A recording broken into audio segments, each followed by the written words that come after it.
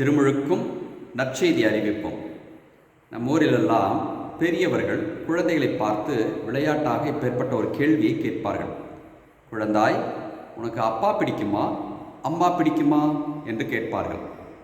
குழந்தைகளுக்கு இந்த கேள்வி மிகவும் புதிதான ஒரு கேள்வி. அவைகளுக்கு பதில் சொல்ல தெரியாது. ஏதாவது ஒன்றை சொல்லும்.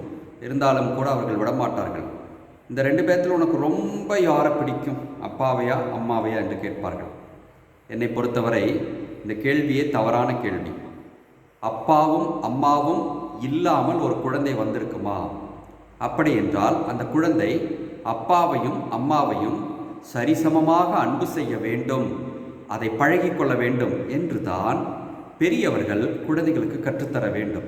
ஆகவே இந்த கேள்வியே தவறு. யாரை பிடிக்கும் என்ற கேள்வியே தவறு என்பது என் கருத்து. அதே போன்றுதான் பவுலிடமும் மக்கள் இன்று ஒரு வினாவை எழுப்புகிறார்கள். திருமுழுக்கு பெரிதா, நற்செய்தி அறிவிப்பு பெரிதா என்ற ஒரு கேள்வியை எழுப்புகிறார்கள். அது தவறான ஒரு கேள்வி. பவுல் இன்று அதற்கு ஒரு விளக்கமும் தந்து பதிலையும் சொல்லிவிடுகின்றார். அது என்ன தெரியுமா? நற்செய்தி அறிவிப்பும் திருமுழுக்கும் ஒன்றே, இரண்டும் சரிசமமாக பாவிக்கப்பட வேண்டும், இரண்டுமே கடவுள் தந்த கொடைகள் தான் என்று சொல்கின்றார். இன்னும் ஒரு படி மேலே சென்று தியானித்தோம் என்று கேட்டால், திருமுழுக்கு பெறுவதே நற்செய்தி அறிவிப்பும் பணிதான் என்பதை நாம் புரிந்து கொள்ள வேண்டும்.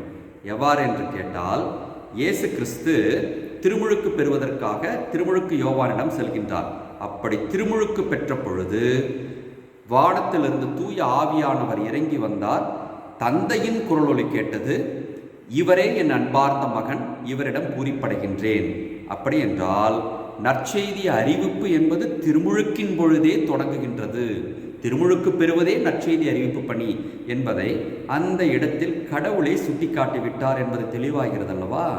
ஆகவே நாம் நற்செய்தி அறிவிப்பு பணியும் திருமுழுக்கு பணியும் ஒன்றே என்பதை உணர்ந்து கொண்டவர்களாய் தனித்தனியாக பிரித்து பார்க்காமல் நமக்கு கொடுக்கப்பட்ட நற்செய்தி அறிவிப்பு பணியை செய்வோம். திருமுழுக்கு பெறும்பொழுது அதுவும் சரிசமமானதே என்பதை உணர்ந்து கொண்டு செயல்படுவோம்.